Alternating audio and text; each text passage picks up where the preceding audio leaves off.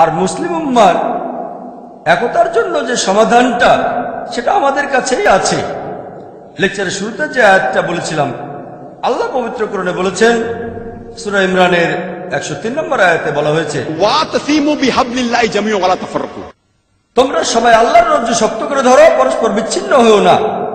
আল্লাহ তাআলার রজ্জু কোনটা? আল্লাহর রজ্জু হলো এই পবিত্র কোরআন।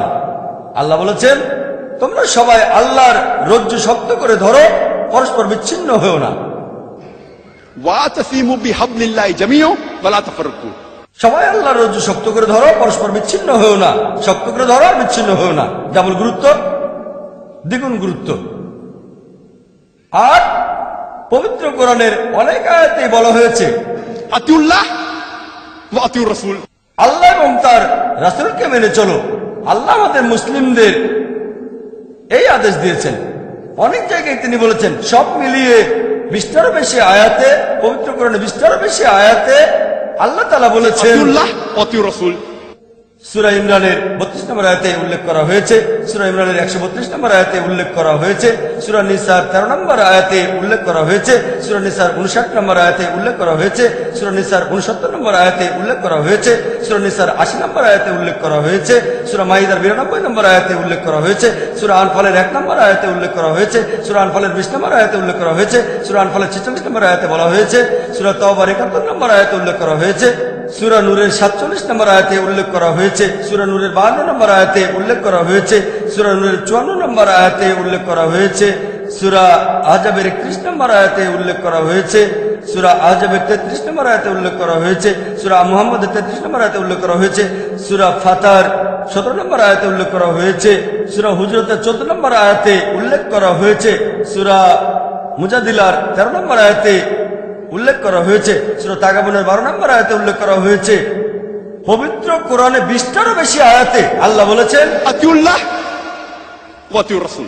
আল্লাহকে মানো এবং তার রাসূলকে মানো।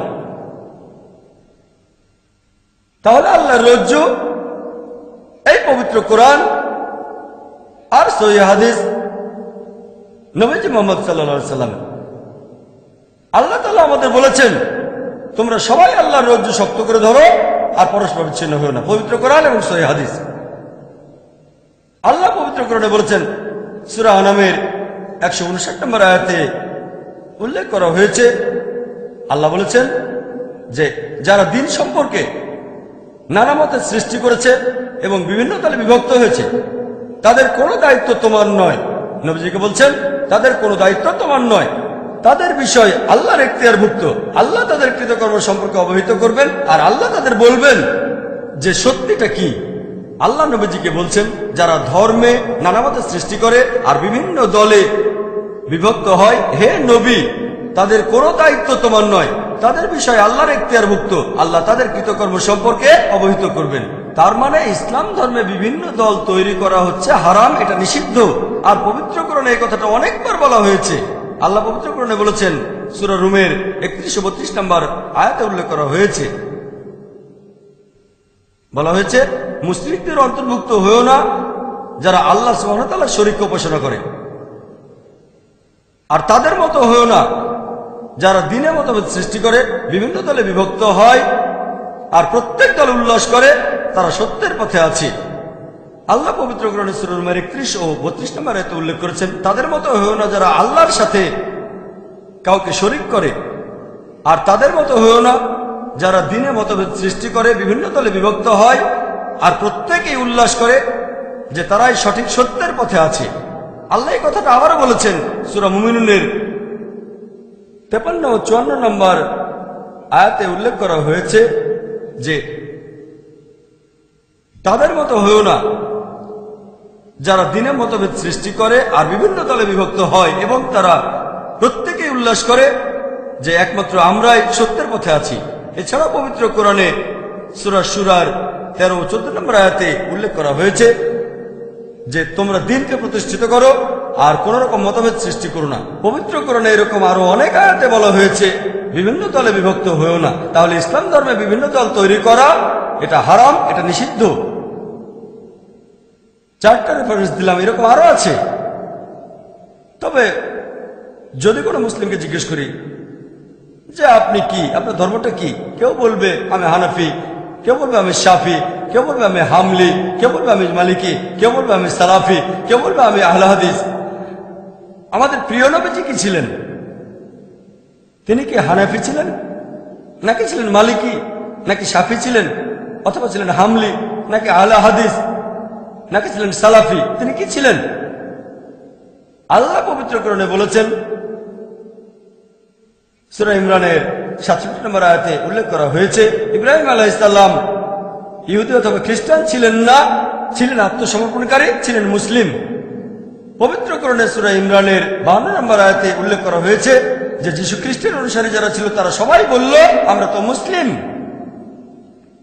আল্লাহ পবিত্র কোরআনে বলেছেন, সূরা হজের 78 নম্বর আয়াতে উল্লেখ করা হয়েছে, তোমরা জিহাদ করো আল্লাহ সুবহানাহু ওয়া তাআলার পথে, হে মুমিনগণ জিহাদ করো আল্লাহর পথে যেভাবে জিহাদ করা উচিত। তোমরা জিহাদ করো অধ্যবসায় এবং শৃঙ্খলার সাথে জিহাদ করে যাও। আল্লাহ তোমাদের মনোনীত করেছেন, তিনি দ্বীনের ব্যাপারে তোমাদের উপর কঠোরতা আরোপ করেননি। তিনি তোমাদের জন্য যে ধর্ম মনোনীত করেছেন, যে দিন মনোনীত করেছেন সেটা হচ্ছে ইব্রাহিমের দিন। তিনি তোমাদের নাম দিয়েছেন মুসলিম। আগের সব আসমানি কিতাবে এবং এই কিতাবেও আল্লাহ বলেছেন তিনি আমাদের মুসলিম বলে ডেকেছেন, আগেকার আসমানি কিতাবে আর এই কিতাবেও। সুতরাং যাকাত দাও, নামাজ আদায় করো। তাহলে আল্লাহ বলেছেন তিনি আমাদের নামকরণ করেছেন মুসলিম, এই আসমানি কিতাবে আর আগের কিতাবে। তাহলে আল্লাহ আমাদের যে লেভেল দিয়েছেন সেটা হলো মুসলিম। এছাড়াও আপনারা কোরআনের আরো অনেক আয়াতে দেখবেন আল্লাহ আমাদেরকে সম্বোধন করেছেন মুসলিম বলে। পবিত্র কোরআনের সূরা ফুসিলাতের 33 নম্বর আয়াতে উল্লেখ করা হয়েছে, ওয়ামান আহসানু ক্বালাম মিম্মান দাআ ইলাল্লাহি ওয়া আমিলা সালিহান ক্বালা ইন্নানি মিনাল মুসলিমিন। কথায় সেই ব্যক্তি অপেক্ষা কে উত্তম যে আল্লাহর পথে মানুষকে আহ্বান করে, সৎ কাজ করে এবং বলে আমি তো মুসলিম, আমি আল্লাহর কাছে আত্মসমর্পণকারী। আল্লাহ বলেননি যে আমরা হানাফি বা শাফি বা হামলি বা মালিকি বা সালাফি বা আহলে হাদিস। আল্লাহ আমাদের বলেছেন ইন্নানি মিনাল মুসলিমিন, বলো আমি একজন মুসলিম। আল্লাহ কথা আবার বলেছেন সূরা জুমারের 12 নম্বর আয়াতে উল্লেখ করা হয়েছে, বলো আমি সেই প্রথম কয়েকজনের মধ্যে একজন যারা মুসলিম, যারা আল্লাহর কাছে আত্মসমর্পণ করে। আল্লাহ বলছেন বলো তুমি সেই প্রথম কয়েকজন মুসলিমের ভেতরে একজন।